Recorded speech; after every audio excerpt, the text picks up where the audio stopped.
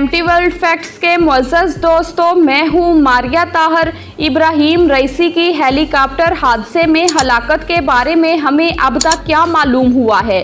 जी हाँ दोस्तों, ईरानी सदर इब्राहिम रईसी के हेलीकॉप्टर हादसे में हलाक होने के बाद अब आगे क्या होगा? कायम मुकाम ईरानी सदर डॉक्टर मोहम्मद मुखबर कौन हैं?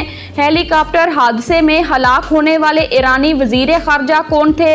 हुसैन अमीर अब्दुल्लाहियान के बाद ईरान के नए वज़ीर ख़ारजा कौन होंगे? इब्राहिम रईसी की हेलीकॉप्टर हादसे में हलाकत के बारे में हमें अब तक क्या मालूम हुआ है? जी हाँ दोस्तों, इन तमाम सवालों के जवाबात आज की इस वीडियो में दिए जाएंगे। ईरानी सदर इब्राहिम रईसी को ले जाने वाला हेलीकॉप्टर आज़रबाईजान की सरहद पर डैम की इफ्तिताही तकरीब से वापस आते हुए मौसम की खराबी के बायस गिरकर तबाह हो गया था, जिस पर आलमी बरादरी ने अफसोस का इजहार किया है। जी हाँ दोस्तों, ईरानी सदर इब्राहिम रईसी के हेलीकॉप्टर हादसे में हलाक होने के बाद अब आगे क्या होगा?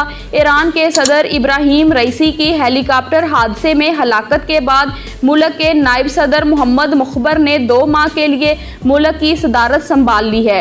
ईरान के आइन में इस हवाले से वाज़ेह हदायत हैं कि जब मुल्क का सदर बीमारी, मौत या मुआखज़े के नतीजे में मज़ीद काम ना कर सके, ऐसे में नायब सदर जो फ़िलहाल मोहम्मद मुखबर हैं मुल्क चलाते हैं, वो पार्लिमान और अदलिया के सरबराहान के साथ मिलकर ज़्यादा से ज़्यादा 50 रोज़ में नए सदर का इलेक्शन करवाते हैं, मगर ये सिर्फ रहबर आला की तस्दीक के साथ मुमकिन है, जो कि ईरान में तमाम मामलात पर हतमी फैसला देते हैं। अब ईरान में सदारती इंतखाब होगा, जिसके हवाले से अवाम में बज़ाहिर गुज़श्ता इलेक्शन के मुकाबले में ज़्यादा दिलचस्पी होगी। जी हाँ दोस्तों, गुज़श्ता इलेक्शन में रईसी के मद्दे मुकाबल तमाम अहम उम्मीदवारान को नाअहल करार दे दिया गया था।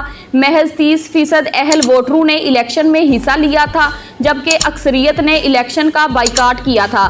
कायम मुकाम ईरानी सदर डॉक्टर मोहम्मद मुखबर कौन हैं? डॉक्टर मोहम्मद मुखबर एक ईरानी सियासतदान हैं जो 2021 से ईरान के बतौर नायब सदर खिदमात सर अंजाम दे रहे हैं, जो अब कायम मुकाम सदर के तौर पर अपनी जिम्मेदारियां संभाल चुके हैं। 1955 में पैदा होने वाले मोहम्मद मुखबर ईरानी मसालिहत कौंसिल के रुकन भी हैं। मोहम्मद मुखबर सीना बैंक के बोर्ड चेयरमैन और सूबा खोज़स्तान के डिप्टी गवर्नर हैं। वो ईरान के शहर दसफल में पैदा हुए। अबूरी सदर की हैसियत से डॉक्टर मोहम्मद मुखबर पार्लियामेंट के स्पीकर और अदलिया के सरबराह समेत 3 रुकनी कौंसिल का भी हिस्सा हैं, जो सदर की मौत के 50 दिन के अंदर नए सदारती इंतखाबात का बंदोबस्त करती है। रईसी की तरह उन्हें भी सुप्रीम लीडर अली खामनाई का करीबी साथी समझा जाता है। इससे कबल वो सुप्रीम लीडर से वाबस्ता सरमायाकारी फंड सीताद के सरबराह रह चुके हैं। नायब ईरानी सदर के पास 2 डॉक्टरेट डिग्रियां हैं, जिनमें बैनुल-अक़वामी हकूक़ में डॉक्टरेट का तालीमी मुकाला भी शामिल है।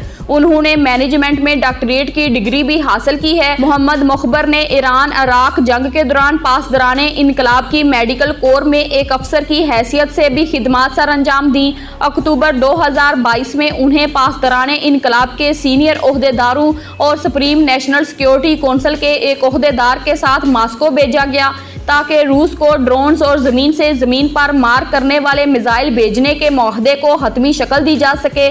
जुलाई 2010 में यूरोपीय यूनियन ने उन्हें इन अफराद और अदारों की फहरिस्त में शामिल किया, जिन पर वो जोहरी या बैलिस्टिक मिसाइल सरगर्मियों के मामले में मुबैना तौर पर मुलव्वस होने के इल्ज़ाम में पाबंदियां आयद कर रहे थे। 2 साल गुजरने के बाद मोहम्मद मुखबर को मज़कूरा फहरिस्त से खारिज कर दिया गया। हेलीकॉप्टर हादसे में हलाक होने वाले ईरानी वज़ीर ख़ारजा कौन थे? ईरानी वज़ीर ख़ारजा हुसैन अमीर अब्दुल्लाहियान को निज़ाम के सबसे काबिल एतमाद लोगों में शुमार किया जाता था। इसका अंदाज़ा इस बात से भी लगाया जा सकता है कि वो ईरान की तरफ से अमरीका और इराक के साथ मुज़ाकरात में शरीक थे। उन्हीं मुज़ाकरात के बाद ईरान और अमरीका के दरमियान जोहरी अमूर पर बातचीत हुई थी। वो पहले ईरानी एहलकार थे जो हसन रूहानी के दौर में तेहरान में बरतानवी सफारत खाने के इफ्तिताह के बाद लंदन गए थे और बरतानवी वज़ीर ख़ारजा फिलिप हेमंड से मुलाकात की थी। वो वज़ारत ख़ारजा में मुख्तलिफ ओहदों पर फाइज रहे हैं और खित्ते में ईरान के मुज़ाहमती फ्रंट और असर व रसूख पर बात करते थे। उनके पासदाराने इनकलाब के कमांडर कासिम कासम सुलेमानी से करीबी ताल्लुकात थे, जो मशरक़े वस्ता में ईरान के प्रॉक्सी गिरोह चलाते थे। उन्होंने तेहरान यूनिवर्सिटी से बैनुल-अक़वामी अमूर से मुतल्लिक मास्टर्स की डिग्री हासिल कर रखी थी। वो बहरीन में ईरान के सफ़ीर रह चुके हैं, मगर हसन रूहानी की हुकूमत ने उन्हें इस ओहदे से हटा दिया था। हालिया दौर में गजा जंग के दौरान ईरानी वज़ीर ख़ारजा ने मुख्तलिफ मुमालिक के दौरे किए थे। हुसैन अमीर अब्दुल्लाहियान के बाद ईरान के नए वज़ीर ख़ारजा कौन होंगे? अब आगे क्या होगा? जी हाँ दोस्तों, हेलीकॉप्टर के हादसे में हुसैन अमीर अब्दुल्लाहियान की हलाकत के बाद ख्याल है कि ईरानी हुकूमत नए वज़ीर ख़ारजा का ऐलान करेगी। आइन के आर्टिकल 135 के मुताबिक जब किसी वजारत का कोई वज़ीर ना हो तो सदर किसी शख्स का इंतखाब करके उन्हें 3 माह के लिए इस वजारत का सरबराह नामजद कर सकते हैं। इब्राहीम रईसी की हेलीकॉप्टर हादसे में हलाकत के बारे में अब तक क्या मालूम हुआ? जी हाँ दोस्तों, ईरानी सदर इब्राहीम रईसी को ले जाने वाला हेलीकॉप्टर अज़रबैजान की सरहद पर डैम की इफ्तिताही तकरीब से वापस आते हुए मौसम की खराबी के बायस गिरकर तबाह हो गया था, जिस पर आलमी बरादरी ने अफसोस का इजहार किया है। रईसी ईरान के शहर तबरेज़ जा रहे थे जब उनके हेलीकॉप्टर की हार्ड लैंडिंग हुई। सुबह मशरकी अज़रबैजान के दौरे पर उन्होंने अज़रबैजान के सदर के साथ मिलकर एक डैम का इफ्तिताह किया था। ईरानी हकाम ने मुल्क के सदर इब्राहीम रईसी और वज़ीर ख़ारजा हुसैन अमीर अब्दुल्लाहियान समेत मुतअद्दिद अफराद की इतवार को हेलीकॉप्टर के एक हादसे में हलाकत की तस्दीक कर दी है। उधर ईरान के रहबरे आला आयतुल्लाह अली खामनाई ने नायब सदर मोहम्मद मुखबर को 2 माह के लिए मुल्क का अबूरी सदर मुकर्रर कर दिया है। हेलीकॉप्टर हादसे में हलाक होने वाले तमाम मुसाफिरों की मैयतें एम्बुलेंस के जरिए ईरान के शमाल मगरबी शहर तबरेज़ के एक कब्रिस्तान में ले जाई गई हैं। वीडियो पसंद आई है तो लाइक कर दें और अगर चैनल पर पहली बार आए हैं तो जल्दी से चैनल को सब्सक्राइब करें, वीडियो को शेयर करें और कमेंट बॉक्स में कमेंट ज़रूर करें।